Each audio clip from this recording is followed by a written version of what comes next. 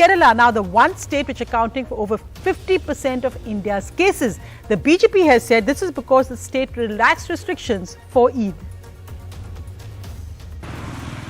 COVID testing at Malappuram in Kerala that reported over 4,000 cases on Tuesday, pushing up Kerala's COVID numbers to over 22,000 in a day. That is more than 50% of the total COVID figures for the country. Over the last 4 weeks, 7 of Kerala's 14 districts are among 22 districts across the country that have reported increasing trend of daily new cases. The BJP has lashed out against the Kerala government, blaming relaxations given during Eid for the highest single-day spike in 2 months.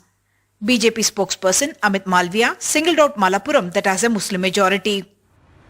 The state government says more numbers were reported because testing had gone up from less than 1.2 lakh to nearly 1.8 lakh. There is cluster testing, which means if one person tests positive, the family, contacts are all tested and reporting is efficient. Even though we are doing a targeted testing and we can say that the TPR remains high because of that, the only solution by which we can bring this epidemic under control in Kerala is to have more vaccination.